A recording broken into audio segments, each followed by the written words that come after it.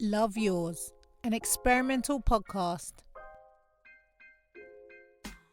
Welcome back to another episode of Love Yours. I'm Charlotte Tahira, and this is an experimental podcast. This series we're talking Black Girl Finance. Let's talk money with Selina Flavius. So if you've joined the book club and you're reading along, this will be chapter 2, budgeting. So Selina kicks off this chapter with a very wise quote. Too often we don't tell our money where we want it to go, then we end up wondering where it went. I mean, I don't think I've ever said to my money, right, you're going here and you're going there. I look at my bank account and I think about what are my bills this month, and I kind of, without writing it down or telling it where it's going, I kind of just do some little mental divisions about where it's going to go. But I find the word budgeting quite scary. I kind of budget month to month, but then I also just make excuses and justify when I go over my budget for certain things. Usually they're around purchasing something for River, or I've watched some influencer and they've convinced me I need this product or item in my life to be more successful. So Selina explains your budget should do 3 things. Give you clarity, should allow you to identify what you're currently spending on and areas you can make savings. It should provide direction, so enabling you to decide what you want to spend your money on. And it should allow focus. Focus on your money in the areas that are most important to you. In this chapter, she offers a very clear and understandable kind of way to budget, like different budgeting strategies. And the first one she talks about is 50-30-20. I really like this strategy. It's when you divide your needs, your wants and your savings into percentages. So 50% of your wages go to your needs, 30% goes to your wants, and 20% goes into your savings. And she talks about how you can maneuver these percentages depending on what you want. So at one point it could be 50% needs, 40% savings, and 10% wants.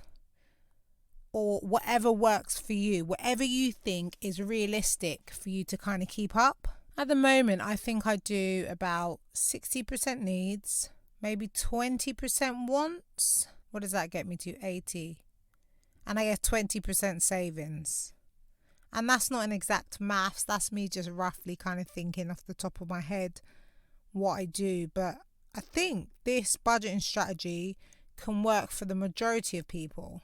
Unfortunately, it can't work for everyone because some people can't afford to save at the moment. You may be one of those people. And that's where she introduces zero-based budgeting. That's when you're living paycheck to paycheck. So every single penny that you spend has to be accounted for. This is how I was living just a couple of years ago. And I think when River was born, that was my life. Zero-based budgeting. I think zero-based budgeting is good for anyone who has a lot of debt at the moment and is trying to clear that debt. Zero-based budgeting doesn't give you room to kind of just go with the flow or like adjust things. Every month you are literally penny to pound knowing what you're spending your money on. And then she also talks about envelope budgeting or piggy banking. This is a bit more of an old school technique because we don't work in cash the way how we used to. Like everything's online banking. It's all digital currency these days. But it's basically where you put money for different things in different envelopes, whether that's virtual or physical.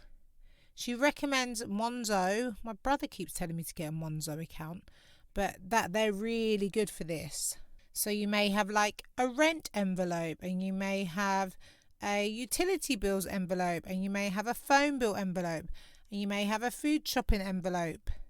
And the idea is once you put that money in the envelope, it is gone. Sometimes it will physically be gone because of a standing order or a direct debit. But the mentality is that you spent it on that certain thing, and so don't touch that envelope. Otherwise, you're going to go off your budget. Selina mentions obviously there's more strategies, but these are the 3 that she details in the chapter of budgeting, and these are the most common 3 that work for most people's situations. So I really need to assess my budgeting because, as I said, I always cover my bills. It's not a case of that, but I definitely don't put limits to myself enough between savings and wants. And I think I should. I'm trying to buy a house. I need to be saving as much as possible, really, so I can get there quicker. Like I said in episode 1 of this series, I'm the type of person, money burns a hole in my pocket. Like, if I have it, even if I don't spend it on me, I find someone to spend it on. And that's my problem. I need to up my percentage of my savings so I can reach my bigger goals. Selina also basically talks about without budgeting, you will not start to feel in control of your money month to month, and you won't be able to lower your anxiety around money. I would say currently I don't have too much anxiety around money because, as I mentioned, I'm able to live month to month. But if something was to go wrong, if there was a rainy day, I don't know what I would do. I would have to go into my savings, and that's not ideal because my savings are hopefully going to be my deposit for my mortgage. So I need to start having those savings that are there for a rainy day, so then I can think of my actual savings as like untouchable unless, a complete emergency happens. But yeah, growing up, budgeting, it wasn't a thing. It was have we got enough food till the next payday? Have we paid our rent to the next payday? Yeah?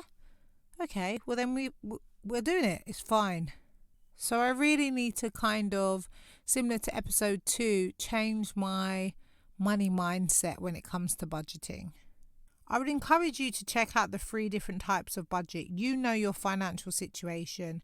Are you able to live comfortably month to month? Or have you got mountains of debt you're trying to clear? Or do you have really good willpower and you can do the envelope or piggy banking budgeting? I think I couldn't do that one because I would just take the money out of the envelope if I wanted to and make an excuse, justify why, and say I'll sort it out next month. So check out these 3 strategies and try and start implementing them from listening to this episode until the next episode when we talk about your net worth, which, that just sounds scary just saying it because I Google celebrities' net worth all the time and I've never ever thought that I need to look at my own net worth. What? But to leave you on some wise words, I've got a quote here from Will Smith. He says, "Too many people spend money they haven't earned to buy things they don't need, to impress people they don't like." Whew. Yes, Will. That is so real. And the rise of TikTok and Instagram and your life being online, I think that's a really good message to end on. So I hope you've enjoyed this episode. Remember to like, follow, share, subscribe, drop me a comment or a DM, and I will see you on the next episode. Love Yours, an experimental podcast